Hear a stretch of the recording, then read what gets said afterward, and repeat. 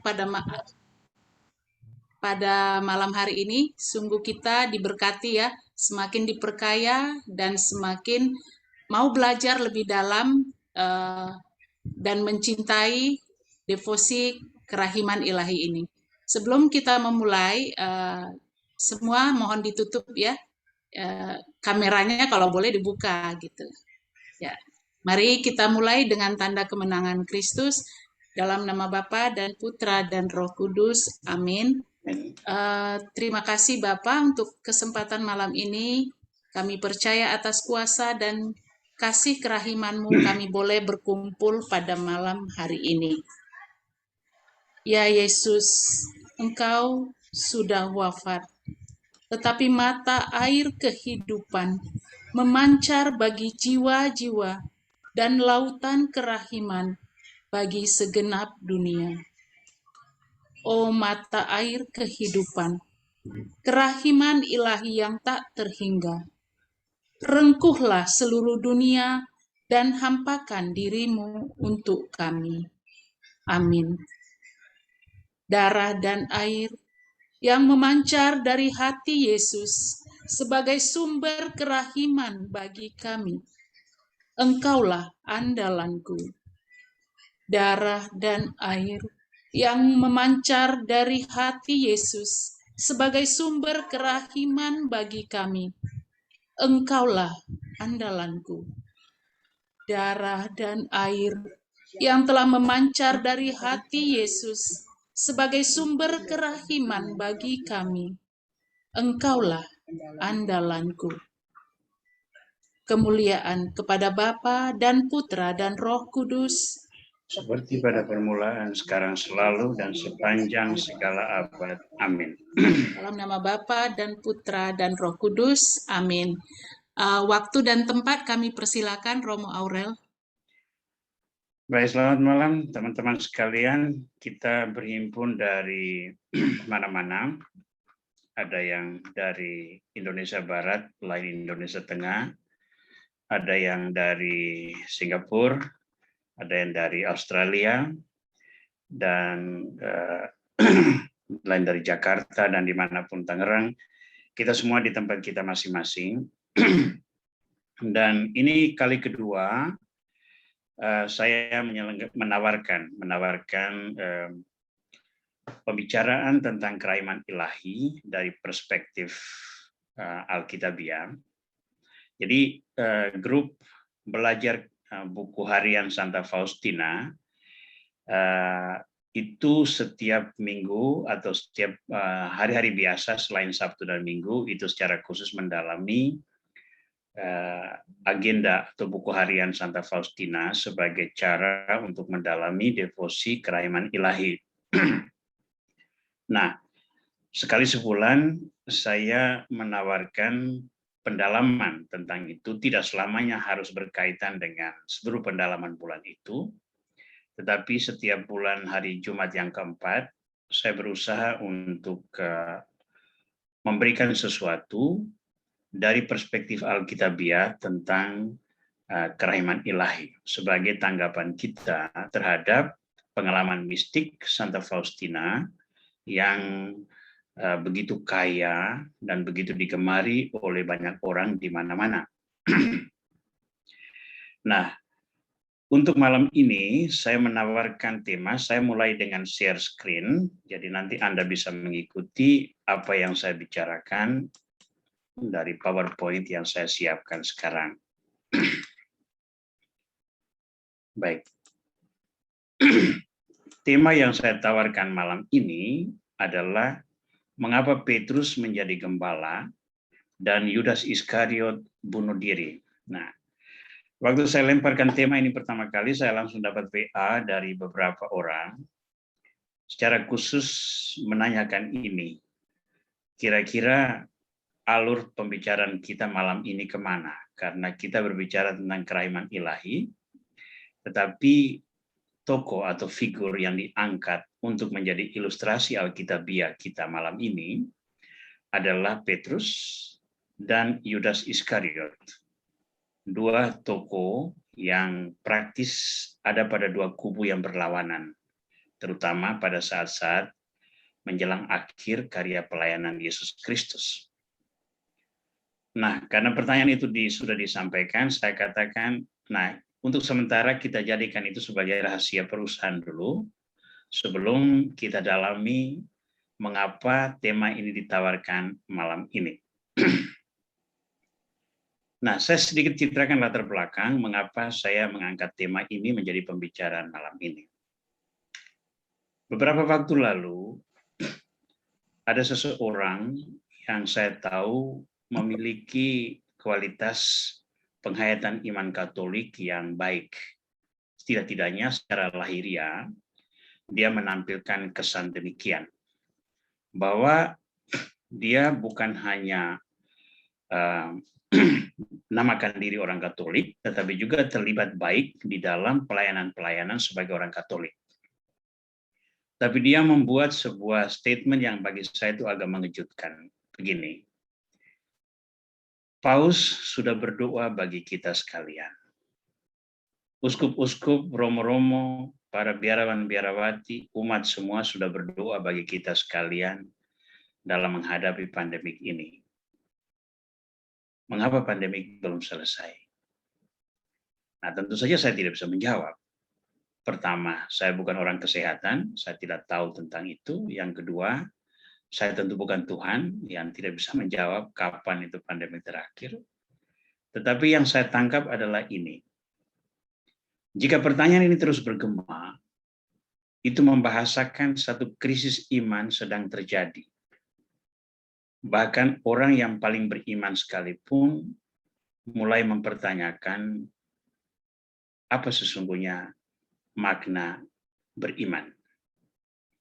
Bagi saya, ini menjadi sebuah alarm, karena kalau seandainya kita membiarkan ini terus berlangsung, akan terjadi suatu dekadensi di dalam penghayatan iman, yang membuat orang akhirnya tergerus kualitas suara hatinya. Dan ketika suara hati itu makin tergerus, orang sampai pada taraf melakukan kesalahan atau berbuat dosa tanpa lagi merasa berdosa. Bagi saya ini lebih berbahaya daripada ancaman teroris misalnya untuk mengebom gereja, atau persekusi terhadap orang-orang Kristiani dalam penghayatan iman yang terjadi di mana-mana. Bagi saya, krisis iman di antara orang-orang Katolik itu menjadi bahaya yang lebih besar, yang justru mengancam keberlangsungan hidup orang-orang beriman itu sendiri. Bagi saya ini satu nilai yang harus diangkat. Tapi yang saya perhatikan adalah akibat dari krisis itu. Ketika orang melakukan dosa tanpa merasa berdosa. Maka dari dua sisi ini, malam ini saya mengajak kita untuk merenungkan dua tokoh yang saya tampilkan ini, untuk melihat bagaimana kedua tokoh ini berjalan di dalam peristiwa sengsara dan wafatnya Yesus. Lalu kita coba menarik pelajaran seperti apa kita harus bersikap di dalam menghadapi situasi yang demikian. Kita mengawali pembicaraan malam ini dengan melihat kutipan ini. Saya kasih judul, Inkarnasi sebagai Puncak Kerahiman Ilahi, yang saya ambil dari Injil Yohanes bab 1 ayat 1 sampai 18. Nah, saya orang SVD sehingga Injil Yohanes bab 1 ayat 1 sampai 18 itu merupakan kutipan favorit. Nama kami adalah Serikat Sabda Allah, dan Yohanes bab 1 ayat 1 itu secara khusus berbicara tentang firman. Saya mengutip 4 ayat dari Yohanes 1 sampai 18 ini untuk kita jadikan titik start pembicaraan kita malam ini. Saya bacakan, Anda silakan mengikuti. Yohanes bab 1 ayat 1 mengatakan demikian.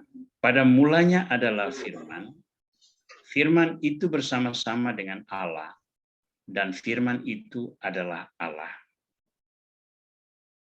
ayat 3, segala sesuatu dijadikan oleh Dia, dan tanpa Dia tidak ada sesuatu pun yang telah jadi dari segala yang telah dijadikan. Ayat 11, Ia datang kepada milik kepunyaannya, tetapi orang-orang kepunyaannya itu tidak menerima Dia.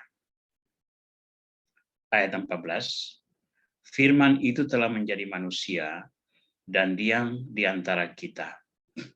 Dan kita telah melihat kemuliaannya, yaitu kemuliaan yang diberikan kepadanya sebagai anak tunggal Bapa, penuh kasih karunia dan kebenaran. Mengapa saya kutip 4 ayat ini? Alasannya adalah demikian. Inilah gambaran dasar bagaimana kerahiman ilahi itu terwujud. Nomor 1, firman itu pada mulanya adalah firman. Ketika Tuhan menjadikan segala sesuatu, itu Dia berfirman. Karena itu maka kita ada, kita hadir. Tetapi kemudian kan, firman itu yang menciptakan alam semesta. Dalam kitab Kejadian bab 1, itu diringkas di dalam Injil Yohanes bab 1 ayat 3 ini. Segala sesuatu dijadikan oleh Dia. Hanya karena Tuhan menciptakan alam semesta beserta isinya dan kita semua manusia, maka kita tahu bahwa Tuhan itu ada. Andai kata Tuhan tidak menciptakan manusia, alam semesta, maka tidak akan ada satupun yang tahu tentang adanya Tuhan, karena memang Dia sendiri. Tapi apa yang terjadi? Manusia pertama berdosa. Adam dan Hawa berdosa. Maka manusia yang diciptakan menurut gambaran Tuhan, itu menemukan diri hidup di luar cinta Tuhan. Mereka mengkhianati hakikat Tuhan, hakikat dirinya sendiri. Dan itu terukir atau terilustrasi di dalam ayat 11. Ia datang kepada milik kepunyaannya, tetapi orang-orang kepunyaannya itu tidak menerima Dia. Seperti apa modelnya? Sesudah manusia pertama berdosa, Tuhan mengirim banyak utusan. Dia mengirim para nabi, para raja semua untuk berbicara tentang keselamatan. Tetapi banyak orang tidak menerimanya. Dan akhirnya Tuhan datang sendiri dan menjadi manusia. Dalam diri Yesus Kristus yang dilahirkan Maria. Firman itu telah menjadi manusia dan diam di antara kita. Jadi kerahiman Tuhan itu terpancar ketika Dia menciptakan semesta, ketika orang-orang berdosa, dan ketika Dia datang dalam rupa manusia. Nah, maka wujud-wujudnya itu seperti ini. Kerahiman ilahi itu kita alami di sini. Nomor 1, penciptaan alam semesta. Karena kita diciptakan, maka kita mengalami cinta Tuhan. Ya, itu ibaratnya seorang anak. Seorang anak kalau tidak dilahirkan, maka dia tidak pernah ada. Tetapi ketika seorang anak dilahirkan, dia mengalami cinta orang tuanya, dan dengan itu dia mengatakan, saya bersyukur saya dilahirkan, maka saya mengalami cinta orang tua saya. Itu penciptaan alam semesta. Tetapi karena manusia berdosa tadi, Tuhan lalu mengutus orang terpilih, bapak bangsa, hakim-hakim, raja-raja, dan nabi-nabi. Tahapannya di sini. Panggilan Abraham dan bapak-bapak bangsa, di mana iman kepada Allah yang tunggal itu dimulai. Sebelumnya itu orang menyembah banyak Tuhan, banyak dewa. Abraham dipanggil dan dia membentuk iman monoteis. Percaya pada satu Tuhan. Itu diwariskan kepada Ishak, Yakub, 12 suku Israel, dan sampai kita sekarang. Tahapan kedua adalah pembebasan dari perbudakan Mesir, di mana kepada Musa Tuhan memberikan kitab Taurat. Lalu sesudah orang Israel masuk tanah terjanji, mereka membentuk kerajaan. Di zaman Salomo, bait Allah didirikan, lalu terbentuklah lembaga-lembaga sosial keagamaan. Tetapi mereka juga mengalami penaklukan dan pembuangan atau perlawanan dari orang sekitar, penyembahan berhala dan sebagainya, maka ada nabi-nabi yang datang untuk menyerukan pertobatan. Itu tahapan perjanjian lama. Tetapi Tuhan bergerak terus dengan masuk perjanjian baru, dalam peristiwa inkarnasi ketika Firman menjadi manusia, ketika Bunda Maria menerima kabar dari malaikat Gabriel yang memilih dia untuk menjadi Bunda Mesias, lalu dia mengandung dan melahirkan Yesus. Ketika tiba saatnya, Yesus mulai berkarya dan dia melakukan ini. Dia mengajar dengan penuh kuasa, dia mengadakan mujizat-mujizat, namun yang paling penting yang membuat kita selamat adalah dia menderita di salib lalu kemudian bangkit. Semua ini dibuat oleh Tuhan hanya untuk satu tujuan, supaya manusia yang berdosa itu selamat. Jadi coba bayangkan, Tuhan yang Maha Kuasa menciptakan manusia karena rasa cinta. Manusia mengkhianati cinta Tuhan, tidak dihancurkan, tetapi diselamatkan Tuhan sekali lagi dengan korban dirinya. Hanya ini saja kita sudah bisa membayangkan sebesar apa kerahiman Tuhan di dalam hidup manusia yang percaya kepadanya. Nah, ini gambaran awal inkarnasi sebagai puncak kerahiman ilahi itu. Jadi ketika Yesus Kristus hadir, dilahirkan, berkarya, lalu sampai wafat di salib dan bangkit, peristiwa salib dan kebangkitan itu adalah bentuk kerahiman Allah yang paling besar. Karena oleh salib, dosa-dosa kita diampuni, oleh kebangkitan, kita berpeluang untuk kembali masuk ke dalam kerajaan surga.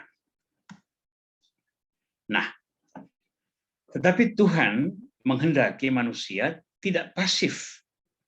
Dia menghendaki agar kita pun proaktif. Proaktif di dalam menanggapi cinta Tuhan itu. Maka, sejak awal, Yesus sendiri menyerukan pentingnya pertobatan. Dalam Injil Markus bab 1 ayat 15, misalnya kita menemukan seruannya ini. Waktunya telah genap, kerajaan Allah sudah dekat. Bertobatlah dan percayalah kepada Injil. Mengapa orang bertobat? Karena kerajaan Allah sudah dekat. Ini yang namanya kabar gembira. Itu berbeda dengan ketika peristiwa Yunus ya. Waktu Yunus pergi ke kota Ninive, dia akan menyampaikan kepada penduduk Ninive, kalau kamu tidak bertobat, Tuhan akan menunggang balikan kota ini. Jadi orang harus bertobat, tetapi karena takut kota itu ditunggang balikan. Jadi ada ancaman di sana. Yesus memberikan perspektif yang berbeda. Ayo bertobat. Kenapa? Nih, kerajaan Allah sudah dekat. Kalau kamu tidak bertobat, memang kamu tidak layak untuk menerima kerajaan Allah. Itu ibaratnya begini ya. Saya jatuh cinta kepada seseorang begitu, tapi sifat saya itu buruk. Lalu si cewek ini mengatakan begini, oke, saya hanya mau dengan kamu kalau kamu memperbaiki dirimu sendiri. Kabar gembiranya adalah dia mau dengan saya, tetapi prasyaratnya adalah saya harus bertobat. Nah, manusia diajak Yesus seperti itu. Nah, untuk itu manusia perlu bertobat sebagai tanggapan terhadap cinta Tuhan ini. Dalam perumpamaan tentang anak yang hilang, anak bungsu itu datang kepada bapaknya dan berkata demikian. Dalam Lukas bab 15 ayat 21. Bapa, aku telah berdosa terhadap surga dan terhadap Bapa. Aku tidak layak lagi disebut anak Bapa. Seorang anak berdosa, lalu dengan rendah hati di depan bapaknya dia katakan, aku tidak layak lagi disebut anak Bapa. Jadi sebetulnya dengan kata lain, saya sudah berdosa, tapi saya datang, terserah deh, Bapak mau buat apa kepada saya akan terima.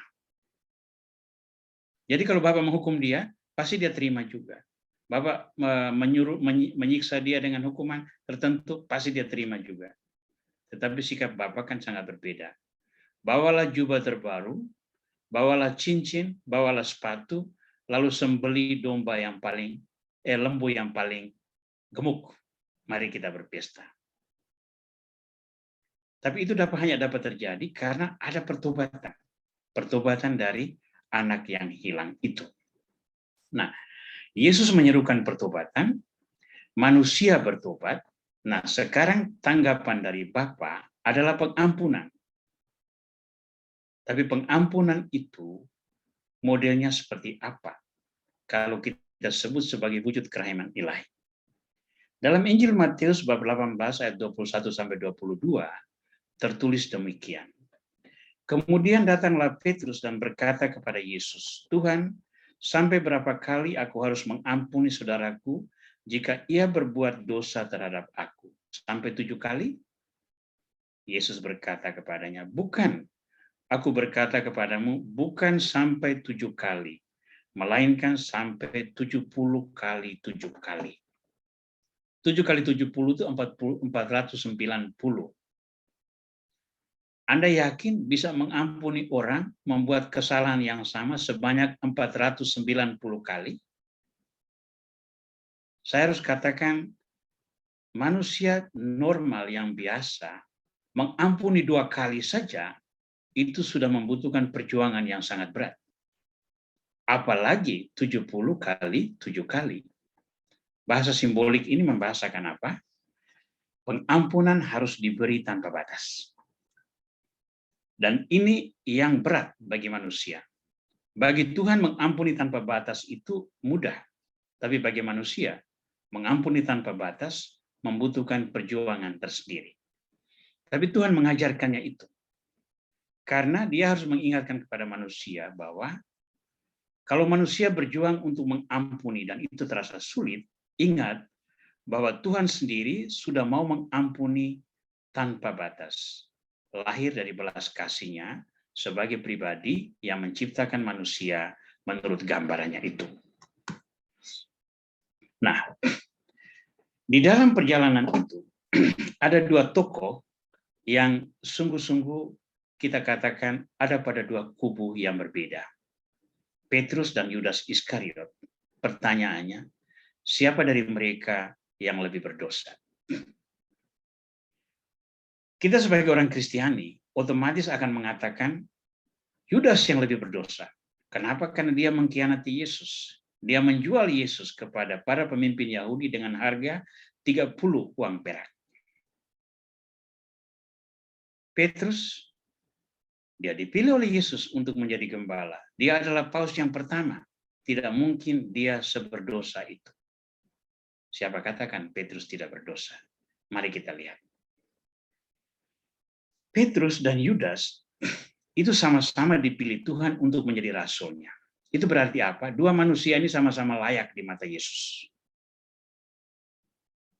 Mereka sama-sama menerima pengajaran tentang anak yang hilang. Bapa yang berbelas kasih tanpa syarat. Dalam Lukas 15 bab 11 Lukas bab 15 ayat 11 sampai 32. Pengajaran tentang anak yang hilang ini sangat menginspirasi semua orang. Karena perjanjian lama mengatakan hukum yang benar adalah mata ganti mata, gigi ganti gigi. Tetapi Yesus berkata, barang siapa menampar pipi kirimu, berikanlah pipi kananmu. Kasihilah musuhmu, doakanlah mereka yang menganiaya kamu. Dalam perumpamaan tentang anak yang hilang, Tuhan mengatakan belas kasih Tuhan tidak pernah terukur. Petrus dan Yudas juga sama-sama mendengarkan perumpamaan tentang hamba yang jahat, yang berutang 10.000 talenta, yang menerima pengampunan dari raja, tetapi dia tidak memberi ampun kepada saudaranya yang berutang 100 dinar saja. Dengan kata lain, Tuhan menghendaki agar belas kasih-Nya yang besar itu dipraktikkan oleh manusia, tetapi ternyata manusia itu seringkali begitu lemah, sehingga dia suka menerima pengampunan, tapi dia tidak rela mengampuni. Dan Petrus dan Yudas Iskariot sama-sama menerima pengajaran tentang konsekuensi mengingkari iman. Dalam Injil Matius bab 10 ayat 32 sampai 33, Yesus mengatakan demikian.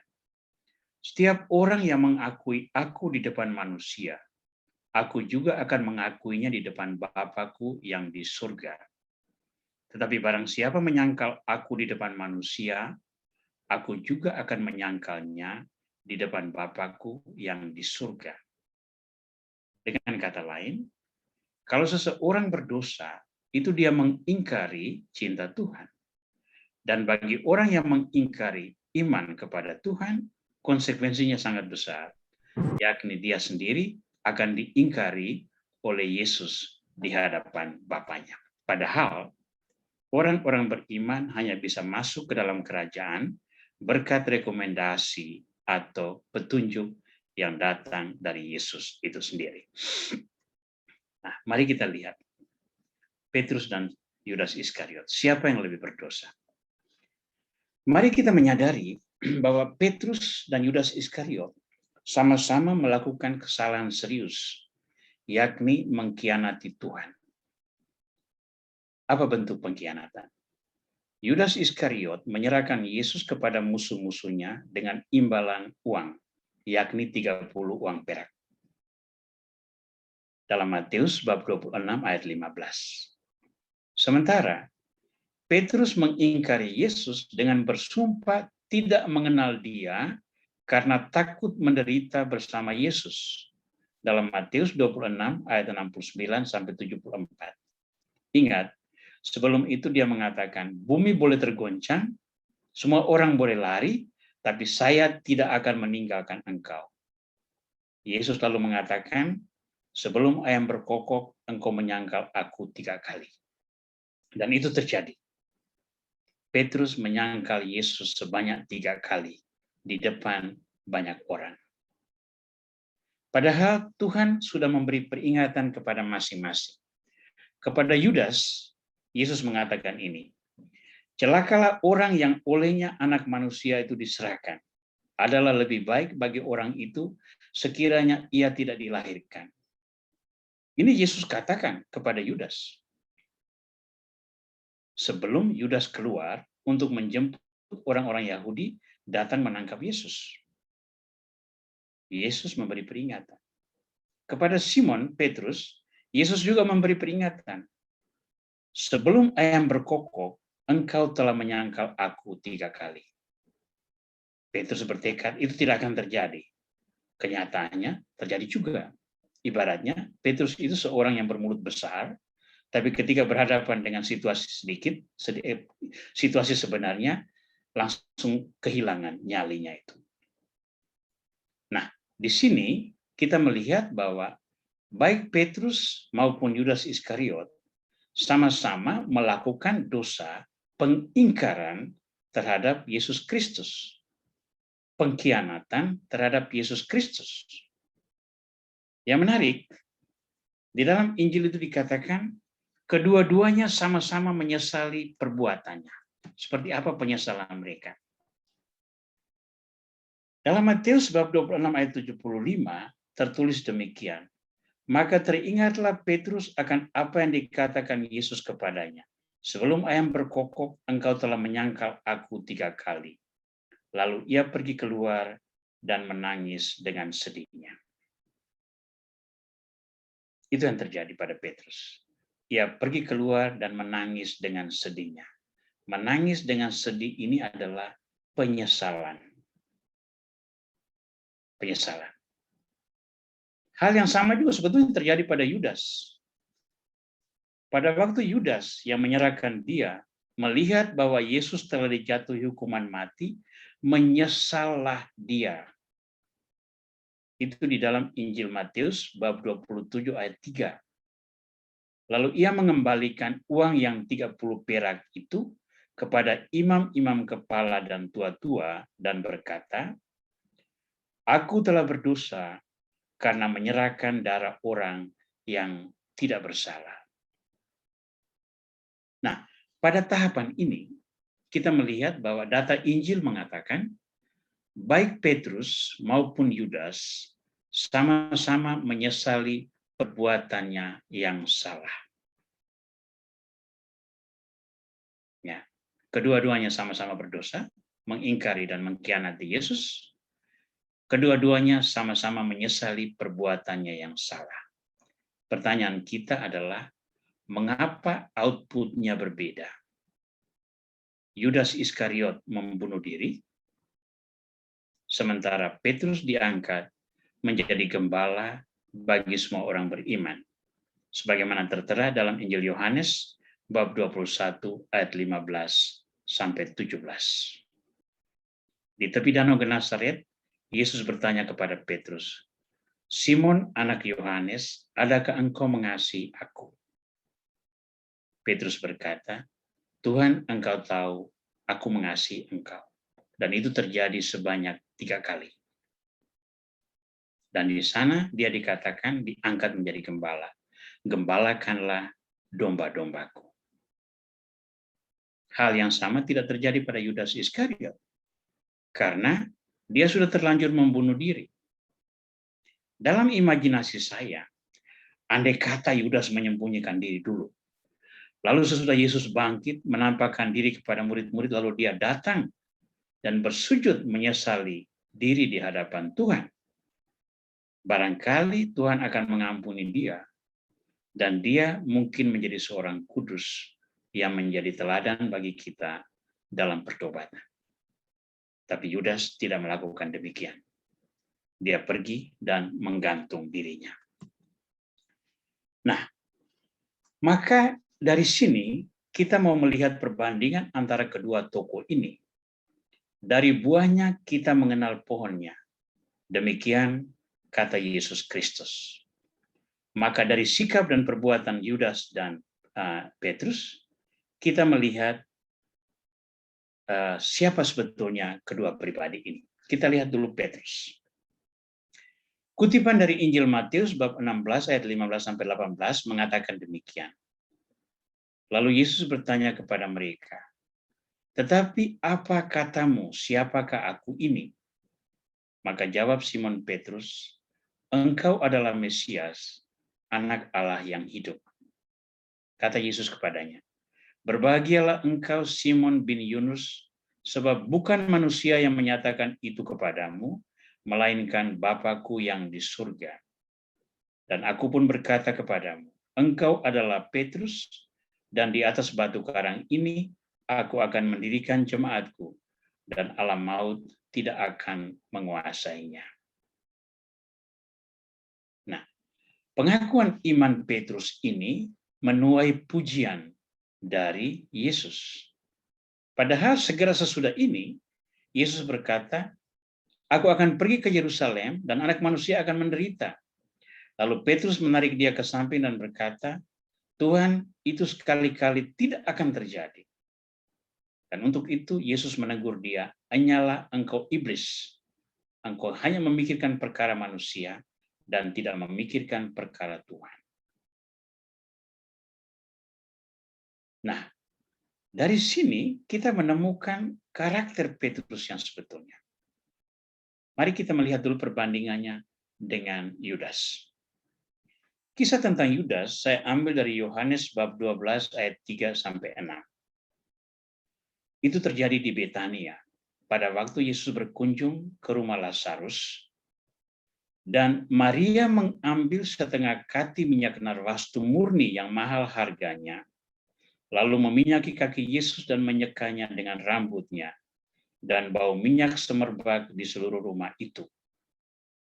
Tetapi Yudas Iskariot, seorang dari murid-murid Yesus yang akan segera menyerahkan dia, berkata, "Mengapa minyak narwastu ini tidak dijual 300 dinar dan uangnya diberikan kepada orang-orang miskin?" Hal itu dikatakannya bukan karena ia memperhatikan nasib orang miskin, melainkan karena ia adalah seorang pencuri. Ia sering mengambil uang yang disimpan dalam kas yang dipegangnya. Nah, sekarang coba perhatikan. Petrus dengan spontan mengatakan, "Engkau adalah Mesias, Anak Allah yang hidup." Kita melihat dua karakter dengan dua mindset yang berbeda. Petrus beriman secara polos, menampilkan diri apa adanya, termasuk menyatakan ketidaksetujuannya pada Yesus. Dan untuk sikap itu, ia menerima kecaman dari Yesus. Seperti yang saya gambarkan tadi. Itu Petrus. Tampil apa adanya. Kadang-kadang seperti kurang pertimbangan. Ya. Ingat pada waktu Yesus ditangkap di Taman Getsemani, dia membawa pedang dan dia menebas dan memotong telinga salah seorang hamba dari imam. Dan Yesus mengatakan, sarungkanlah pedangmu. Barang siapa menggunakan pedang, dia akan mati oleh pedang. Ini Petrus. Dia tampil apa adanya, emosional, tetapi ketika dituntut, dia menampilkan diri sebagai orang beriman yang kokoh. Ya. Engkau adalah Mesias, anak Allah yang hidup. Hal yang sama juga terjadi pada waktu peristiwa roti hidup. Ketika orang-orang Yahudi meninggalkan Yesus, sesudah Yesus mengajar tentang roti hidup, Injil Yohanes bab 6, di akhir itu Yesus berkata, mengapa kamu juga tidak pergi seperti semua orang yang lain? Petrus berkata apa? Tuhan, kepada siapa kami pergi? Padamu adalah sabda kehidupan yang kekal. Kami percaya Engkau adalah Mesias, anak Allah yang hidup. Petrus selalu tampil dengan iman yang polos dan sederhana. Hal yang berbeda pada Yudas. Yudas membungkus agenda tersembunyi dengan pernyataan atau jargon-jargon kudus sehingga tidak diketahui niat jahatnya. Pada waktu Maria mengurapi kaki Yesus, dia berkata, mengapa minyak narwastu yang mahal itu tidak dijual seharga 300 dinar? Narwastu itu adalah parfum yang mewah di kalangan orang-orang Yahudi di zaman itu yang hanya dipakai pada kesempatan-kesempatan tertentu saja. Tapi Maria memakainya untuk mengurapi kaki Yesus. Itu berarti apa? Dia sangat menghormati dan mengasihi Yesus. Terhadap tindakan penghormatan penuh kasih ini, Yudas menilai dengan cara yang berbeda. Itu pemborosan. Kalau dijual, uangnya bisa dipakai untuk menolong orang miskin. Tapi apa yang dilakukan itu bukan yang sebetulnya. Itu hanya kulit luarnya, bungkusnya. Dan ingat, ia mengkhianati Yesus dengan cara menciumnya. Padahal mencium seseorang itu adalah tanda kasih dan hormat di dalam pergaulan. Jadi di sini kita melihat Yudas menampilkan citra pribadi penuh kemunafikan yang memiliki agenda jahat, memiliki niat jahat, tetapi membungkusnya dengan cara-cara yang sangat halus bahkan mulia sehingga bisa tidak disadari oleh orang-orang yang terkhianati. Nah, ini karakter dasar pada dua orang ini. Maka karakter ini melahirkan dua pendekatan yang berbeda juga terhadap dosa yang mereka lakukan, penyesalan yang mereka pikirkan, tetapi Petrus sampai pada pertobatan, Yudas Iskariot tidak sampai pada pertobatan. Perhatikan, penyesalan itu belum sampai pada pertobatan. Pertobatan itu sudah taraf yang lebih dalam. Ketika kita dengan rendah hati mengakui kesalahan, lalu siap untuk menerima konsekuensi kesalahan, disertai dengan niat untuk memperbaiki diri. Ilustrasinya ada di mana? Sesudah Yesus bangkit dan menampakkan diri pada para murid, penampakan terakhir terjadi di pantai Danau Galilea. Pada waktu itu mereka lagi menangkap ikan. Itu ada di dalam Injil Yohanes bab 21.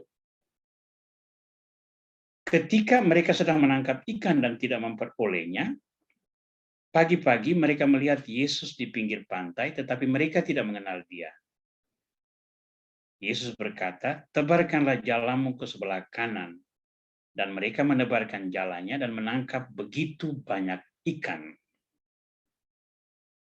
Dan ketika menyadari bahwa mujizat itu sama seperti dulu ketika Yesus menyuruh Petrus membawa perahu ke tengah danau, Yohanes lalu berkata, itu Tuhan. Kalimat itu Tuhan sudah cukup untuk menggerakkan hati Petrus. Dan ketika Petrus mendengar bahwa itu adalah Tuhan, maka ia mengenakan pakaiannya sebab ia tidak berpakaian, lalu terjun ke dalam danau. Untuk apa? Untuk berenang mendahului perahunya agar ia lebih dahulu mencapai Yesus. Ingat, Petrus mengingkari Yesus pada waktu dia di pengadilan. Ayam berkokok, dia pergi menangis dengan sedihnya. Itu penyesalan seseorang yang sebelumnya bertekad untuk membela Yesus. Tetapi dia terus mencari Yesus. Buktinya adalah ketika menemukan fakta bahwa yang berdiri di pinggir pantai itu adalah Yesus, dia cepat-cepat mendahului semua yang lain menemukan Yesus.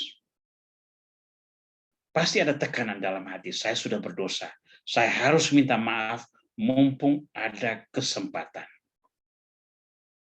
Saya sangka Yesus melihat niat baiknya ini. Injil tidak mencatat apa kata Petrus kepada Yesus sebelum dialog itu. Tetapi saya yakin ketika murid-muridnya masih sibuk membawa perahu ke pantai, dia sudah katakan, Tuhan, saya berterima kasih Engkau ada di sini. Saya sudah mengkhianati Engkau waktu Engkau diadili, tapi sekarang Engkau sudah bangkit, ampuni saya. Itu dialog imajiner saya. Tapi saya yakin sebagai manusia itu bisa terjadi. Itu sangat kontras dengan apa yang terjadi pada Yudas. Ketika dia menyesal, dia hanya pergi kepada para imam bait suci, mengembalikan uang mereka. Yudas melemparkan uang perak itu ke dalam bait suci, lalu pergi dari situ dan menggantung dirinya. Yudas menyesal atas perbuatannya yang salah, tapi dia tidak sampai pada taraf pertobatan. Nah, kita menemukan 2 poin ini. Petrus berdosa karena menyangkal Yesus. Hukuman yang dapat terjadi ialah tidak diakui Yesus di hadapan Bapa. Petrus menyesali dosanya dan bertobat. Ia mencari Tuhan. Begitu mendengar kata-kata Yohanes, itu Tuhan, ia segera terjun ke danau dan berenang mendekati Yesus. Ajaran Yesus tentang pengampunan meresap dan mempengaruhi sikapnya. Buah pembaharuan diri Petrus adalah ia diangkat menjadi gembala gereja. Simon anak Yohanes, adakah engkau mengasihi engkau? Petrus berkata, Tuhan, engkau tahu aku mengasihi engkau. Kata Yesus, gembalakanlah domba-dombaku. Yesus tidak akan gegabah mengangkat seorang pendosa yang mengkhianati dirinya di depan pengadilan sebagai gembala bagi seluruh gereja. Pertobatan Petrus pasti sangat nyata dan memberi kesan yang mendalam. Maka kepadanya diberi kepercayaan besar. Gembalakanlah domba-dombaku. Kontras dengan itu, apa yang terjadi pada Yudas? Yudas berdosa karena mengkhianati Yesus. Ia menjadi hamba Mamon. Hukuman yang dia peroleh adalah diperbudak kuasa dunia. Dia menyesali perbuatannya dan mengembalikan uang kepada para imam. Itu penyesalan. Tetapi ia tidak mencari Tuhan. Ia mencari pembenaran diri sendiri. Ia putus asa, lalu menggantung diri. Kenapa demikian? Ketika orang berputus asa, itu berarti dia tidak menemukan lagi cara atau alasan untuk membenarkan diri. Dan dia terlalu sombong untuk menyatakan bahwa dia salah. Ajaran Yesus tentang pengampunan jelas tidak meresap pada sikapnya. Maka buah sikap Yudas adalah ia menjadi orang dilaknat sepanjang sejarah. Nah, sekarang kalau seandainya ada seseorang yang suka mengkhianati orang atau menipu, mencuri dan sebagainya, kita bisa mencap orang itu dasar Yudas Iskariot. Itu kan sudah menjadi sebutan umum yang bisa diterima bahwa istilah Iskariot itu melekat pada semua orang yang mengkhianati Yesus dan tidak mau menyesali atau tidak mau bertobat dari dosa pengkhianatan tersebut. Nah, di sini kita melihat antara dua pribadi ini output dari proses perjalanan mereka itu jelas berbeda. Karena terjadi bertolak dari dua karakter yang berbeda. Mereka menempuh dua jalan yang berbeda. Petrus sampai pada taraf pertobatan, sementara Yudas tidak sampai pada taraf pertobatan. Nah, yang saya mau garis bawahi adalah perjalanan untuk mencapai taraf pertobatan itu. Atau apa makna pertobatan? Pertobatan itu berarti kembali mencari Tuhan. Kenapa demikian? Setiap pribadi kita, orang Kristiani ataupun bukan, namanya manusia, itu diciptakan menurut gambaran Tuhan. Maka kita berasal dari Tuhan. Ya, saya rasa menarik itu dalam bahasa daerah saya misalnya, kalau seorang anak baru dilahirkan, itu kita menyebut dalam bahasa daerah itu kalau diterjemahkan secara lurus itu berarti bahwa anak ini baru tiba. Anak ini baru tiba. Dari mana? Tiba dari sang pengasal. Perjalanannya melalui rahim ibu. Sehingga saya terkesan sekali ada seorang ibu yang baru-baru ini menulis ungkapan rasa cintanya kepada anaknya itu dengan di media sosial dia menulis begini. Anak-anakku, kalian adalah anak-anak Tuhan yang dilahirkan ke dunia. Dan terminal kalian sebelum masuk ke dunia adalah rahim ibumu. Terminal sebelum masuk ke dunia adalah rahim ibumu. Berarti kita berasal dari Tuhan, perjalanan kita masuk ke dunia, dan ketika kita berdosa, berarti kita menyimpang dari jalan Tuhan, dan pertobatan membuat kita kembali ke jalan Tuhan. Itu adalah pertobatan. Kontras dengan itu, yang terjadi pada Yudas adalah pembenaran diri. Andai kata waktu itu, Yudas bisa menemukan satu kambing hitam yang bisa dijadikan korban, dia akan datang kepada Yesus dan mungkin berkata, saya waktu itu sebetulnya tidak bermaksud untuk mengkhianati engkau. Tetapi orang ini yang menyuap saya dengan uang dan sebagainya, dan sebagainya, dan sebagainya. Tapi karena Yesus mau dihukum mati, Yudas tidak melihat ada peluang bagi dia untuk membenarkan diri. Dia berputus asa, dia lupa pada jalan pertobatan, dia lupa pada pengajaran bahwa belas kasih Bapa itu tidak berujung, maka dia mengakhiri hidupnya.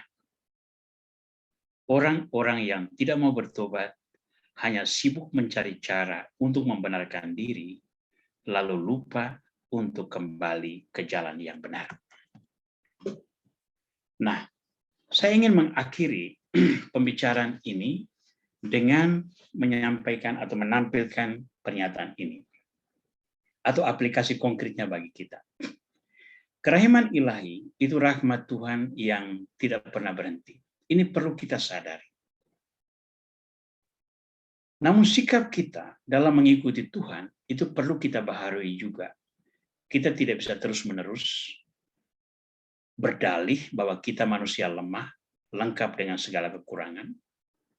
Kita harus membaharui diri agar sekurang-kurangnya kita mendekati standar yang ditetapkan Tuhan bagi seorang yang layak untuk diterima di dalam kerajaan abadi. Saya menawarkan 3 poin. Pertama, murnikan motivasi dalam mengikuti Tuhan. Untuk ini saya ceritakan sebuah ilustrasi. Ada seorang ex-frater, itu ex-calon imam, yang dia tidak jadi imam. Dia keluar lalu memulai hidup sebagai orang biasa. Tapi dia tidak memiliki skill yang memadai, walaupun itu bisa dilatih. Dan yang paling penting adalah dia tidak memiliki relasi dengan orang-orang yang bisa membantu dia untuk bekerja. Apa yang dia lakukan? Dia rajin untuk mengikuti doa di lingkungannya, di KBG, di kelompok-kelompok dan sebagainya. Dan karena dia ex-frater, dia tahu memimpin doa. Lalu, karena sering dipercayakan memimpin doa dan berdoa di berbagai tempat, dia mulai mengenal orang-orang di dalam kelompok itu. Itu tujuan dia.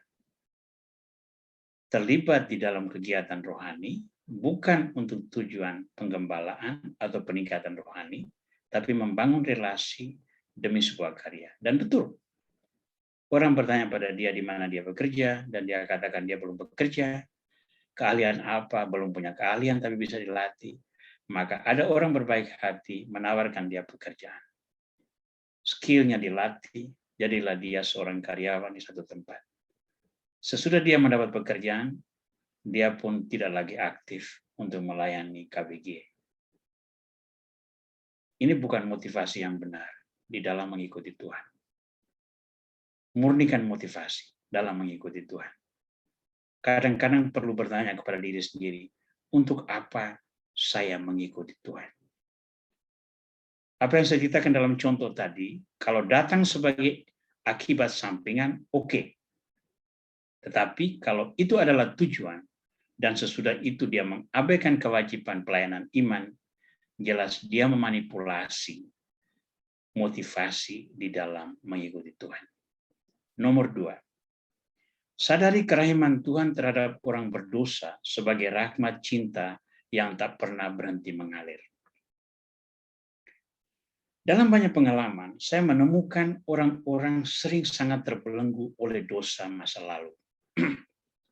Dia melakukan satu kesalahan. Dia mengakui kesalahan tersebut. Dan dalam sakramen pengakuan kita percaya, ketika seseorang sungguh-sungguh serius membuat pengakuan terhadap dosa, disertai penyesalan yang dalam, maka dosa itu diampuni. Tetapi, orang sering terus-menerus dibayangi oleh dosa masa lalu tersebut. Satu sisi, secara psikologis, kita katakan memang sebuah luka batin akibat kesalahan masa lalu akan terus menghantui kita ke masa depan. Tetapi saya menemukan juga bahwa banyak orang terus dihantui oleh rasa berdosa dari masa lalu karena dia lupa menyadari bahwa kerahiman Tuhan di dalam pengampunan itu begitu besar dan tanpa syarat. Dia tidak akan menemukan kerahiman serupa dalam diri orang lain. Yang terjadi, dia terbelenggu oleh masa lalu, sakit yang dia peroleh karena dosanya, lalu dia lupa bahwa pengampunan Tuhan tak pernah berhenti mengalir.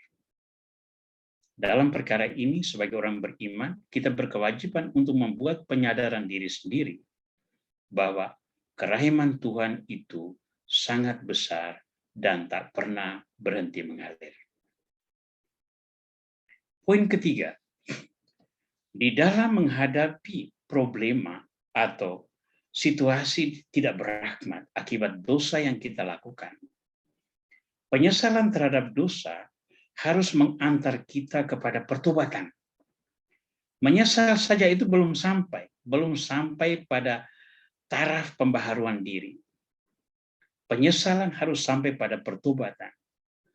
Karena tobat itu adalah cara kita mengungkapkan kerendahan hati kita di depan Tuhan, siap menerima konsekuensi dosa kita, dan juga siap menerima pengampunan. Siap menerima pengampunan. Andai kata kita menyesal saja, tapi tidak sampai bertobat, malah mencari dalih pembenaran diri, kita tidak lebih dari Yudas Iskariot. Dan pertobatan kita yang paling bisa diilustrasikan sebagai ungkapan penghayatan iman sebagai orang Katolik adalah sakramen pengampunan dosa. Sakramen pengakuan. Gereja dalam 5 perintah gereja antara lain menyebutkan mengaku dosamu sekurang-kurangnya setahun sekali. Ya. Sekurang-kurangnya setahun sekali. Itu berarti Anda sungguh-sungguh luar biasa. Dosamu itu begitu sedikit. Sehingga cukup setahun sekali itu sudah memadai. Dan biasanya setahun sekali itu terjadi kapan? Sebelum perayaan Paskah. Tapi bagi kita yang berdosa pagi, sore, siang, malam, pengakuan itu harus lebih sering. Maka saya mengingatkan umat beriman untuk memperhatikan dua sakramen ini.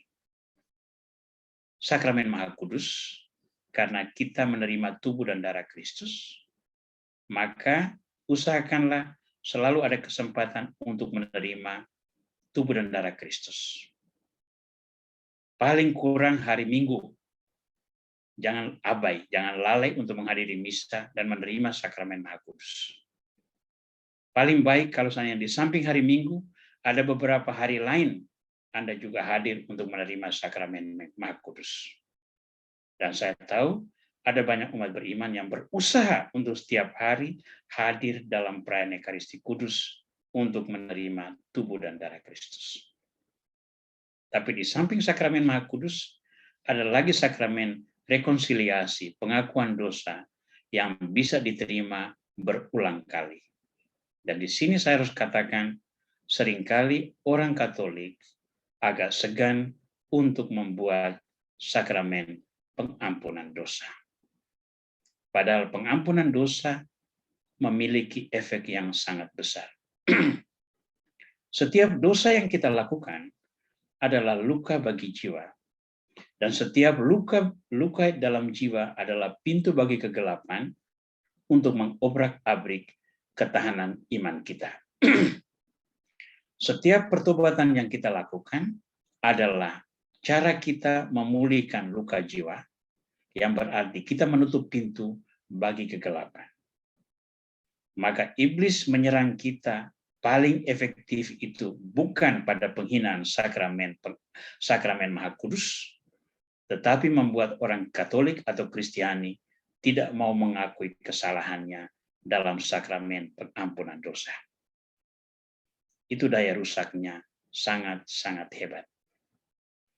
Maka bagi orang yang memahami kerahiman ilahi sebagai sebuah rahmat yang tak pernah berhenti, dia perlu menanggapinya dengan terus-menerus memurnikan dirinya melalui sakramen rekonsiliasi tersebut. Nah, saudara-saudara sekalian, dengan ini saya mengakhiri dulu pembicaraan malam ini. Saya ingin mengingatkan kita semua bahwa pembicaraan malam ini lebih merupakan sebuah dorongan bagi kita sekalian untuk berpikir seperti apa sikap kita di dalam menanggapi kerahiman Tuhan. Pertama-tama, mari kita menyadari bahwa kita semua hadir dan berhimpun di sini diikat oleh satu devosi, yakni devosi kerahiman ilahi. Devosi ini devosi yang baru, tapi cukup populer dan banyak orang menggemarinya, termasuk kita. Dan kita memanfaatkan forum ini untuk belajar buku harian Santa Faustina. Dan itu banyak inspirasi yang mengalir dari sana. Tapi seperti pengajaran kali lalu saya katakan, kita bisa meninggalkan buku harian Santa Faustina, tetapi kita tidak bisa meninggalkan firman Tuhan. Kita boleh tidak meneladani Santa Faustina, tetapi kita tidak bisa tidak meneladani Yesus Kristus. Hal yang sama saya ucapkan sekarang. Pertobatan bagi kita dapat kita ungkapkan dengan cara manusiawi. Penyesalan. Tetapi penyesalan tanpa disertai pembaharuan diri, tanpa disertai kepasrahan untuk menerima konsekuensi dari dosa itu di hadapan Tuhan, maka sesungguhnya kita tidak sampai pada taraf penyesalan yang sungguh, yang menjadi prasyarat mutlak untuk melakukan rekonsiliasi dengan Tuhan. Maka semoga pengajaran malam ini, dengan ilustrasi Petrus yang berdosa dan Yudas Iskariot yang berdosa, mendorong kita untuk menentukan pilihan. Dengan kerendahan hati, kita akan tampil seperti Petrus yang terus mencari Tuhan, memperoleh berkat pengampunan, lalu menerima ganjaran, yakni dipercaya Tuhan untuk melakukan banyak hal yang baik untuk membaharui dunia. Tapi sebaliknya, kita juga bisa menjadi Yudas Iskariot yang menyesali perbuatan kita, tetapi kita tidak mencari Tuhan. Fokus dengan diri sendiri, mencari pembenaran, dan ketika kita tidak sanggup menemukannya, kita berputus asa. Lalu kita menjadi santapan lezat kegelapan yang menguasai dunia. Semoga pengajaran singkat malam ini yang berbicara tentang kerahiman Tuhan kiranya mendorong Anda sekalian untuk terus mendalami makna kerahiman ini. Buku Harian Santa Faustina menjadi ilustrasi, inspirasi, belajarlah dengan saksama tentang pengalaman mistik Santa Faustina, namun lengkapilah dengan intisari pengajaran Injil yang mencerminkan pribadi Yesus yang adalah kerahiman ilahi tanpa batas tersebut. Baik, saya cukup dulu di sini untuk pembicaraannya. Saya kembalikan dulu kepada Rolina untuk mengatur, mungkin ada yang mau bertanya, mungkin ada yang mau sharing, atau mau menyanggah apa yang saya sampaikan. Saya persilakan. Terima kasih Romo Aurel. Aduh, aku tadi kena itu Romo. Yang poin nomor 3 itu seperti Yudas Iskariot, penyesalan terhadap dosa, tapi tidak diikuti dengan pertobatan, cuma hanya pembenaran diri, kan itu sering ya. Aku kurang rendah hati ya. Dari ulasan Romo tadi, kita semua semakin dicerahkan, kita mau milih mana. Kenapa Santo Petrus terpilih sebagai gembala dan Yudas Iskariot itu memilih bunuh diri. Ternyata dua karakter yang berbeda ini, tapi kerahiman Tuhan itu tetap ya Romo ya, sama ya, kan? Untuk kerahiman tetap diberikan, tetapi ya, Petrus membuka hati untuk menerima kerahiman dan Yudas tidak. Ya. Maka konsekuensi buah yang keluar dari situ itu berbeda. Ya. Ya. Jadi kita semakin mau belajar Romo, tentunya kita semua mau memilih di jalan Petrus ya. Setelah kita menyadari kesalahan kita dengan rendah hati, menyesali dan mau diperbaharui dan dengan pertobatan tentunya. Ya teman-teman, bagi yang mau bertanya dulu ya Romo ya. Ya silakan. Bagi kita persilahkan 2-3 pertanyaan. Boleh unmute sendiri ya. Bagi yang mau bertanya, saya dipersilakan. Silakan angkat tangan atau boleh chatting kalau ada yang mau, silakan. Atau sudah cukup jelas, tidak apa-apa. Atau ada yang lewat chatting ini pertanyaan?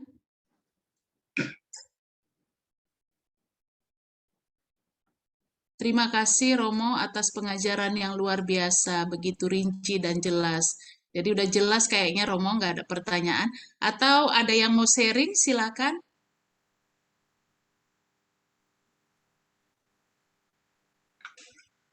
Ini saya mau apa ya, Ibu Ana mau bertanya? Silakan Bu, langsung aja.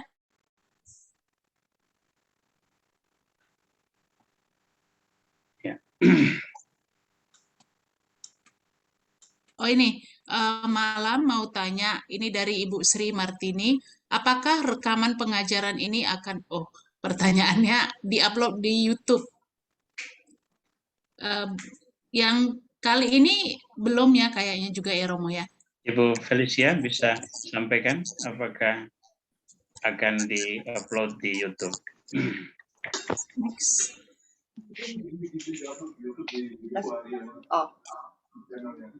Ini biar Abdi yang jelasin ya Romo ya. Ada rencana untuk di-upload di YouTube dan juga nanti rekaman kita ini kita masukkan ke dalam WhatsApp grup kita ya, buku harian. Oke. Ya. Untuk yang teman-teman yang pengen bergabung di dalam WhatsApp grup kita sedang membaca buku harian Santa Faustina ya. Kira-kira sudah setengahnya lah, kira-kira 1000 ya. Cuman ini kan berdasarkan tema, jadi nggak usah takut seperti Romo bilang, ini kan membawa kita supaya lebih ke arah Injil ya, lebih mengerti mengenai firman dan Injil ya. Jadi kita belajarnya sambil. Jadi nggak ada kata yang, oh saya nggak mulai dari awal atau gimana, yang mau join silakan. Ya, terima kasih Bu Felicia. Semua bilang terima kasih, pengajarannya sangat rinci dan jelas. Jadi sangat jelas memang Romo dari awal dengan ilustrasi yang Romo berikan itu ya. Ya semakin juga aku bertanya tadi memotivasi mengikuti Tuhan itu ya. Apalagi kan kita di sini ikut grup-grup PD gitu ya. Oke. Ya, belajar. Baik, ini memurnikan. ada satu pertanyaan dari Rudi Wijayanto ya. Mohon diberi penjelasan sedikit tentang buku harian Santa Faustina itu apa ya Romo? Baik Pak Rudi, buku harian Santa Faustina itu ini bukunya. Ini buku diterbitkan di Canisius. Ini adalah pengalaman mistik Santa Faustina yang tercatat dalam catatan hariannya. Saya ingatkan sekali lagi bahwa buku harian Santa Faustina ini bukan kitab suci ya. Jadi jangan perlakukan dia sebagai kitab suci. Tetapi itu adalah sebuah catatan pengalaman iman Santa Faustina tentang Yesus Kristus. Yang dalam tradisi gereja kita sebut sebagai pengalaman mistik. Itu yang dialami oleh Santa Teresa dari Avila, Santo Yohanes dari Salib, Padre Pio, itu semua orang-orang yang mengalami pengalaman mistik. Mother Teresa dari Kalkuta itu juga masuk orang-orang dengan pengalaman mistik. Kita tidak semua seperti itu. Nah, pengalaman mistik Santa Faustina ini sesudah didalami, lahirlah devosi yang kita sebut sebagai kerahiman ilahi. Oleh Yohanes Paulus II, kerahiman ilahi ini ditetapkan sebagai hari raya gereja yang terjadi pada hari Minggu sesudah hari Minggu kedua Paskah. Jadi hari Minggu sesudah Paskah itu menjadi hari Minggu kerahiman ilahi. Sehingga novena kerahiman ilahi kita buat mulai pada tanggal hari Jumat Agung malam. Ya. Jadi Pak Rudi tentang buku harian Santa Faustina ini satu catatan populer, satu buku rohani populer yang cukup banyak beredar di lingkungan Katolik sekarang. Ya, jadi nanti boleh ini ada info dari Bu Felicia ini bisa chat ke nomor yang diberikan, mohon dicatat supaya nanti diberi penjelasan yang lebih memadai tentang buku harian Santa Faustina ini. Begitu ya Pak Rudi, terima kasih.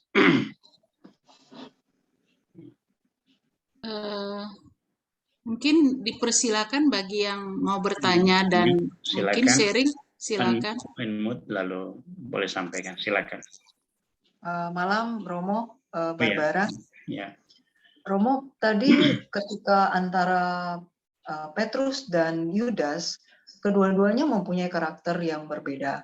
Nah, ketika sampai kepada Yudas, seperti pada kita sendiri, saya melihat saya sendiri ya, Romo, di sini ketika kita melakukan pertobatan, perbaikan, tetapi di dalam perjalanan selalu ada saja, apakah itu yang namanya godaan seperti feel guilty, feel tidak pantas, feel tidak percaya diri, feel kayaknya kok ini salah kamunya. Jadi selalu kayaknya menyalahkan diri. Apakah itu sesuatu godaan ataukah sesuatu yang membuat kita malah jatuh atau nanti malah jadinya kita makin jauh dari yang namanya pertobatan itu, Romo? Terima kasih. Ada perpaduan antara kelemahan dan godaan. Kita manusia memang memiliki kelemahan, maka kita mudah jatuh ke dalam godaan. Tetapi itulah justru fungsinya sakramen pengampunan dosa. Petrus bertanya kepada Yesus, Guru, sampai berapa kali aku harus mengampuni saudaraku? 7 kali? Yesus berkata, bukan 7 kali, tapi 70 kali 7 kali. Itu pengampunan pada level manusiawi. Jadi kalau ada saudara kita yang bersalah, sebagai manusia, kita berkewajiban untuk mengampuni sebanyak itu. Yang berarti bahwa melampaui jangkauan kemampuan psikologis manusia. Saya tidak yakin bahwa orang bisa mengampuni, begitu bermurah hati mengampuni sampai 490 kali untuk dosa yang sama. Namun ilustrasi itu membahasakan, di mata Yesus, itu mungkin, bukan tidak mungkin. Manusia kalau mau berusaha, dia sanggup mengampuni sebanyak itu. Nah, kalau manusia sanggup mengampuni sebanyak itu, kemampuan atau murah hatinya Tuhan untuk mengampuni jelas jauh lebih banyak. Maka orang-orang yang berdosa, bertobat, lalu kembali melakukan kesalahan yang sama, diingatkan tentang ini. Tuhan selalu siap menerima kita, berapapun kesalahan yang kita lakukan. Yang merasa gamang itu mungkin diri yang berdosa, atau seorang imam yang mendengar pengakuan dosa. Itu yang mungkin merasa gamang. Tetapi rahmat itu mengalir terus-menerus kepada semua orang yang berdosa dan ingin dibaharui oleh Tuhan melalui pengampunan. Sehingga saya selalu ingatkan kepada orang-orang bahwa berapapun banyaknya kali kesalahan yang sama diulang, itu tidak menjadi halangan bagi orang untuk kembali melakukan pengakuan dosa. Karena itulah fungsi pengakuan dosa, mengingatkan kita akan pentingnya kembali kepada Tuhan, walaupun kita selalu kembali melakukan kesalahan yang serupa. Ya. Jadi pengakuan dosa, sakramen rekonsiliasi itu bukan ruang pengadilan. Bukan ruang imam untuk mencari tahu Anda dosa apa, berapa banyak melakukan dosa. Saya yakin kalau begitu banyak orang membuat pengakuan dosa, imam tidak akan mengingat semua itu. Untuk apa juga mengingat semua itu? Ya. Hanya kegamangan manusia itu selalu dapat terjadi. Romo itu saya kenal loh. Saya kalau mengaku dosa nanti sebentar kalau ketemu dia, malu saya. Nah, persepsi ini yang sesungguhnya harus kita atasi dulu. Karena di dalam sakramen pengakuan dosa, kita merayakan belas kasih Tuhan. Tuhan yang berbelas kasih, itu yang kita rayakan di sana. Ya. Saya rasa begitu dulu ya, Bu ya, penjelasannya. Ya. Baik, terima kasih. Ya, terima kasih Romo. Ya. Ini ada pertanyaan lewat chat. Makasih Pater atas penjelasannya. Saya bertanya, apakah Yudas mengembalikan uang kepada imam kepala? Apakah dosa kembali kepada imam kepala? Gitu. Jawabannya tidak. Dosa itu melekat pada perbuatan orang. Jadi bahwa dia kembali, dia mengembalikan uang itu memang uang itu memang bukan uang itu kan selalu mengingatkan rasa bersalah. Itu kan upah dia karena mengkhianati Yesus. Tapi keputusan untuk mengkhianati Yesus itu datang dari dia. Jadi dengan mengembalikan uang itu tidak berarti bahwa dosanya juga hilang. Dosa sama sekali tidak kembali kepada imam kepala. Imam kepala punya dosa lain lagi, yakni merencanakan yang jahat pada Yesus. Yudas Iskariot dosanya adalah mengkhianati Yesus, dan dosa pengkhianatan itu melekat pada dia, bukan pada imam kepala. Dosa itu tidak bisa dialihkan kepada orang lain. Dosa itu selalu melekat pada orang yang melakukannya. Ya. Oke, begitu ya. Ya, sangat jelas Romo. Terima kasih. Ini dari Ibu Clara, Pater. Maaf saya tadi terlambat gabung. saya berpikir bahwa apakah kaitan antara bahasan malam ini dengan belas kasih kerahiman Allah, mengingat Yudas mati dengan bunuh diri. Yang kedua, apakah tidak mungkin Yudas bertobat sebelum sakratul mautnya tiba, dan bagaimana dengan kematian bunuh diri? Apakah tidak ada belas kasih Allah? Apakah langsung masuk neraka atau bisa ke api pencucian? Baik, jawabannya ialah saya tidak tahu. Kenapa saya tidak tahu? Nomor satu, kita menilai sikap hidup Yudas itu menurut apa yang ada di dalam Injil, ya. Tertulis di sana bahwa dia pergi menggantung diri. Tidak tulis sama sekali. Mungkin bahwa Yudas memang bertobat. Dan kalau orang bertobat pada saat terakhir, saya percaya juga Tuhan memberikan pengampunan. Tuhan kita itu Tuhan Maha Pengampun. Jadi bisa jadi orang memang ini bertobat pada saat hanya secara fisik dia sudah terlambat untuk menolong dirinya, sehingga pada akhirnya dia mati. Tetapi dia bertobat pada saat terakhir dalam hidupnya. Apakah dia berhak untuk memperoleh pengampunan? Ya jelaslah, dia berhak untuk memperoleh pengampunan. Apakah Tuhan mengampuni? Itu saya tidak tahu. Ya, saya tidak bisa menjawab ini. Tapi mengingat hakikat Tuhan adalah Tuhan yang Maha Pengampun, dan orang bisa bertobat pada saat itu, maka kemungkinan itu selalu ada.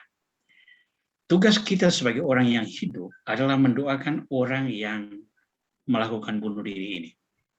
Ya, kita boleh kok menguburkan orang yang bunuh diri itu dengan tata cara Kristiani. Kita boleh merayakan Ekaristi untuk orang yang membunuh diri demi keselamatan mereka. Ya, intensi misa dan sebagainya, tidak ada masalah. Ya, bisa. Bahwa dia diampuni Tuhan atau tidak, itu kita tidak tahu. Tapi di dalam data Injil yang ditampilkan dalam tokoh Petrus dan Paulus, itu jelas dua output yang berbeda. Oleh penyesalan, Petrus memperoleh berkat pengampunan, bahkan diberi kepercayaan tugas yang lebih besar. Karena tidak menunjukkan penyesalan dan tidak melakukan pertobatan, Yudas malah memutuskan mengakhiri hidupnya. Maka kesempatan melakukan sesuatu yang lain sebagai wujud pembaharuan diri dalam rekonsiliasi itu tidak terjadi. Perkara Tuhan mengampuni dia pada detik terakhir, lalu menghantar dia masuk ke dalam kerajaan abadi, itu kita tidak tahu. Nanti kita bisa tanya Tuhan, kalau kita sudah ada di sana, Tuhan, Yudas ini masuk neraka atau sekarang sudah ada di surga? Saya mau ketemu dia. Nah, itu bisa ditanyakan pada waktu itu. Tapi jawaban, kita tidak bisa pasti untuk menjawab sekarang, ya. Baik. Ya, semoga penjelasan Romo bisa ya kita pahami. Silakan Ibu Dr. Swani mau bertanya, langsung aja di mute.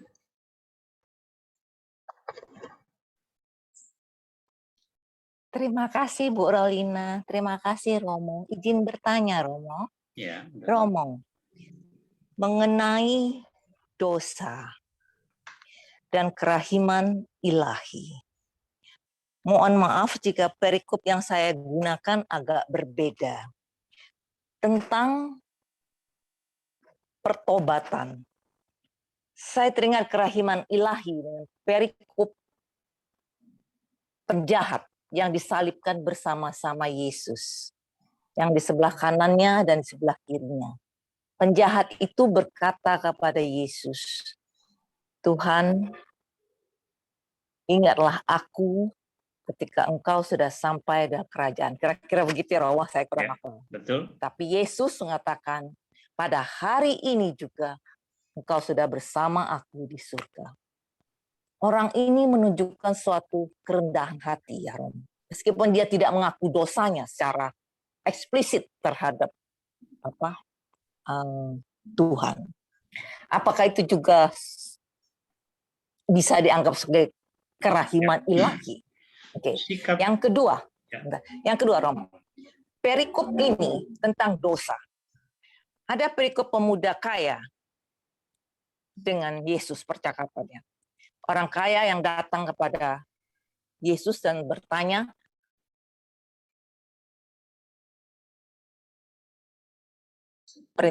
patuhilah 10 perintah hukum Taurat. Dia mengatakan semuanya sudah kulakukan.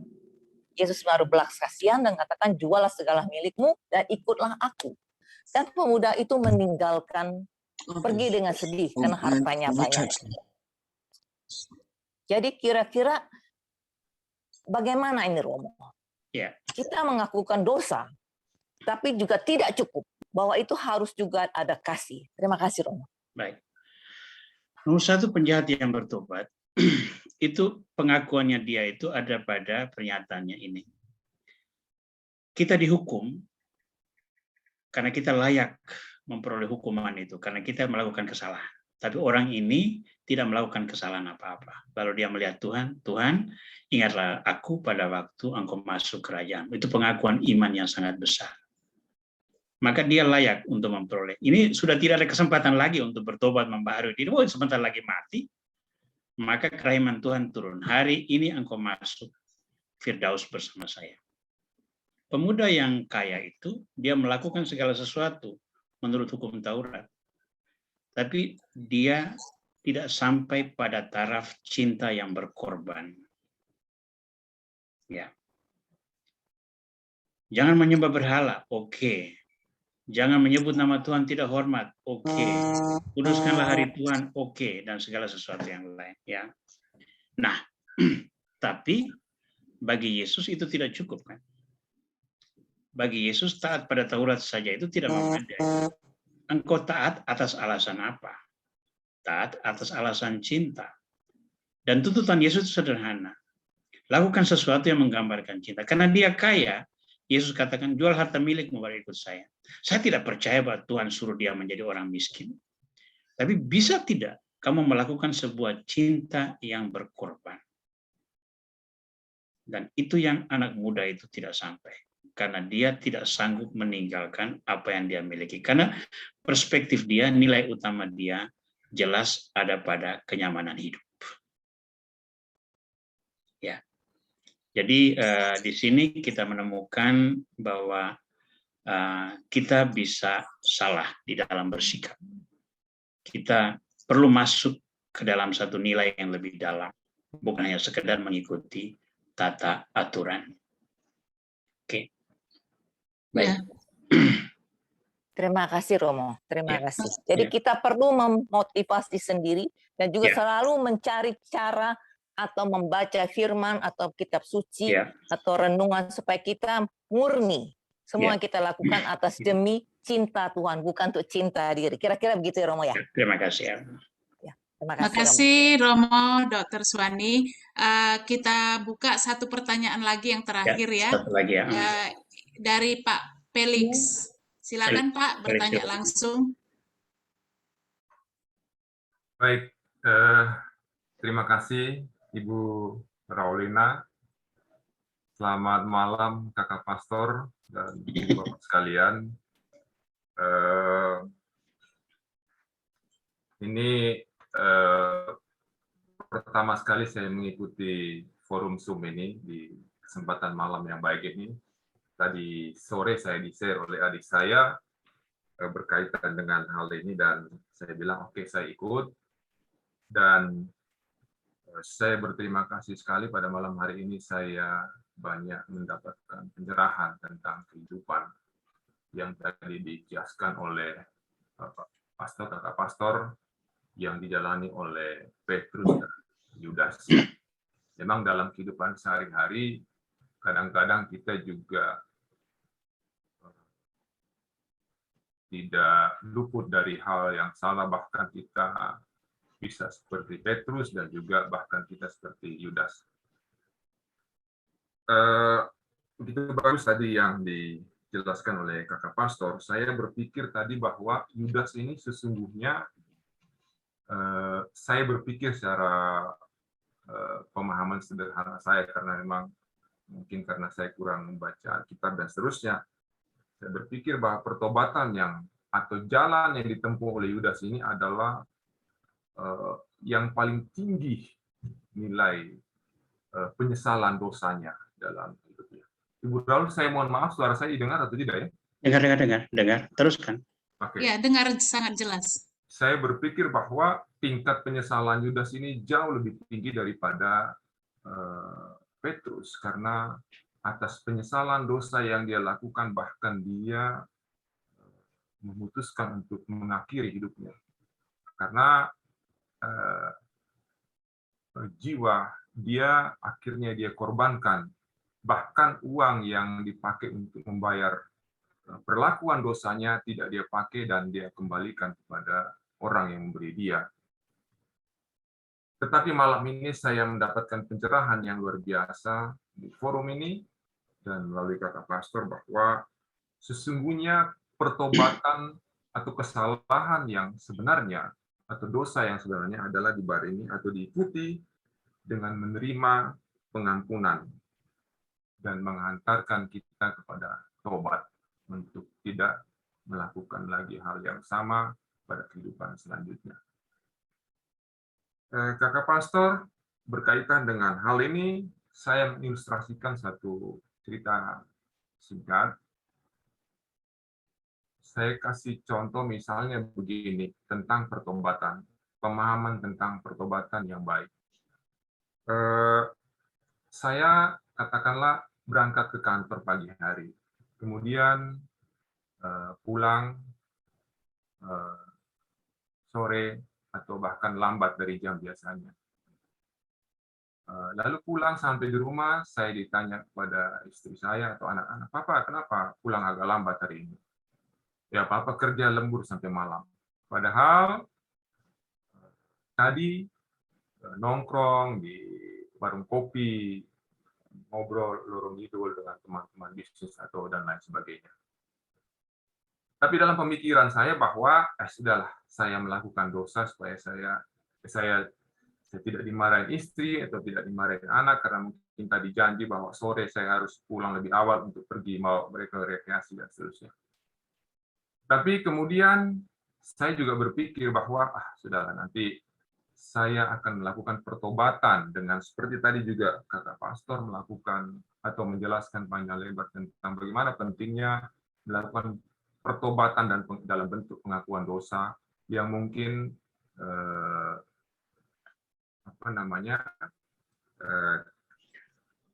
diberi kesempatan kepada kita untuk melakukan pengakuan dosa pada menjelang Paskah atau pada hari-hari penting tertentu dalam agama Katolik. Nah, dalam hal pengakuan dosa seperti ini, kakak pastor, apakah perlu saya mengaku sejujurnya saja dan dosa saya sudah cukup terampuni, saya mengingkari tidak menemani anak-anak saya pergi berjalan-jalan, berrekreasi, atau dosa saya sudah cukup terhapus pada saat nanti saya melakukan pengakuan dosa di depan pastor, tapi tetap tidak menyampaikan bahwa sebenarnya papa tadi bohong kepada mama, kepada anak-anak. Tidak lembur sebenarnya saya tadi itu, papa tadi itu, tapi nongkrong sama teman-teman di kafe. Mohon maaf atas pertanyaan ini, kakak pastor mungkin kurang menyentuh atau tidak berhubungan baik dengan apa yang dijelaskan pada malam hari ini, tapi saya ingin mendapatkan pemahaman dengan apa yang saya tanyakan itu. Terima kasih kakak pastor dan terima kasih Bu Raulina. Selamat malam. Ini pertanyaan terakhir ya, Raulina ya. Sudah itu kita sudah lewat dari jamnya. Ini pertanyaan terakhir kita nanti akan baik. Ini katekesi praktis sebetulnya. Prinsipnya adalah setiap pengakuan harus disampaikan dengan jujur, termasuk motivasi di belakangnya. Karena itu menjadi penilaian seseorang berdosa berat atau berdosa ringan. Namun pengakuan itu juga merupakan proses healing, penyembuhan. Buah dari pengakuan itu adalah healing, penyembuhan kita dengan relasi kita dengan Tuhan, itu satu. dengan seharusnya healing itu melebar ke dalam kehidupan manusia. Maka saya sangat mendorong untuk orang dengan jujur menyampaikan kepada pihak lain yang terkena efek dari kesalahan tersebut. Dalam hal ini mungkin keluarga sendiri. Konsekuensinya memang ada, bahwa bisa dicap pembohong lah, istri marah-marah lah, dan segala macam. Tetapi di sini kita belajar bahwa satu kebohongan tidak bisa menjadi baik hanya karena dikatakan yang kita sebut dalam bahasa Inggris white lie itu ya. Berbohong demi kebaikan. Berbohong demi kebaikan tetap sebuah kebohongan. Maka pertimbangkan dengan baik, tidak pernah ada kebohongan yang bisa dibenarkan, walaupun itu banyak dipraktekkan. Maka saya tetap mendorong agar orang sampai pada taraf rekonsiliasi pada level manusiawi juga. Tidak semata-mata di kamar pengakuan. Di kamar pengakuan itu persoalan pribadi, saya dengan Tuhan. Tapi pada level manusiawi, persoalan saya dengan istri, saya dengan anak, saya dengan sahabat-sahabat. Oke? Terima kasih, Kak. Begitu dulu untuk malam ini. Ya, Rolina, saya sangka kita sudah jam 8:30, 8:30 di Singapura atau di Indonesia Tengah. Kita mau mengakhiri pertemuan malam ini dengan doa penutup dan mohon berkat ya. Saya hanya minta waktu beberapa menit lagi untuk kita resiter bersama doa penutup yang sudah disiapkan. Dan nanti kita doa bersama, kita ucapkan doa bersama-sama, lalu kita akhiri dengan sebuah madah dan berkat penutup di akhir doa nanti. Ya, terima kasih Romo. Doa penutup oleh Romo juga. Ya, nanti saya share di screen ini. Mari kita kita mengikuti ya. Berdoa bersama, ya. Romo, sebelum doa penutup mau tanya, ini ada yang chat ke saya. Ya. Apakah link yang kita Romo buat setiap Jumat terakhir ini sama dengan Jumat yang akan datang? Supaya kita keep katanya. Ini ada yang japri saya. Itu linknya jadi passcode dengan ID itu tetap ya. Tetap hanya ya. Tiap kali link saya edarkan untuk membantu yang agak gaptek ya, tidak bisa masukkan passcode dan sebagainya. Itu link kita akan selalu kirim. Praktis selalu sama ya link sebetulnya, tapi sebaiknya tiap kali dikirimlah untuk mereka yang tak terbiasa dengan ID user dengan passcode ya. Tapi passcode-nya itu selalu sama. Supaya jangan berubah-ubah ya. Baik, mari kita siapkan diri untuk berdoa. Kita berdoa bersama-sama ya. Dalam nama Bapa dan Putra dan Roh Kudus. Amin. Ya Yesus. Sebentar dulu. Ya Yesus, aku ingin menjalani saat ini seolah-olah hari terakhir dalam hidupku. Aku ingin menggunakan setiap saat dengan saksama demi semakin besarnya kemuliaan Allah. Aku ingin menggunakan setiap situasi agar sungguh bermanfaat bagi jiwaku. Aku ingin memandang segala sesuatu dengan pandangan bahwa tidak suatu pun terjadi tanpa dikehendaki oleh Allah. Allah kerahiman yang berselami, rengkuhlah seluruh dunia, dan lewat hati Yesus yang Maha Rahim, curahkanlah dirimu sendiri ke atas kami. Amin. Amin.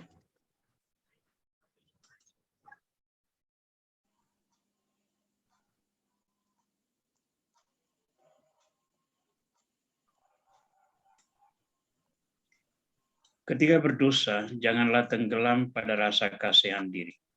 Tetapi siapkanlah hati untuk menerima hukuman Tuhan. Dan yakinlah bahwa Ia tak pernah menolak orang berdosa yang kembali kepadanya. Tuhan bersamamu. Dan bersama rohmu.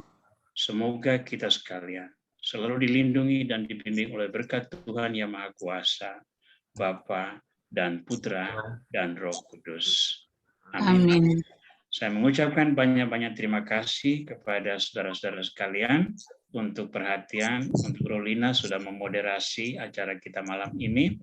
Untuk Pak Abdi, untuk sudah merecord segala sesuatu. Terima kasih. Ibu Felicia, terima kasih untuk yang selalu bekerja di belakang layar. Dan untuk semua teman yang sudah berpartisipasi, saya ucapkan banyak terima kasih. Semoga kita berjumpa lagi 1 bulan dari sekarang.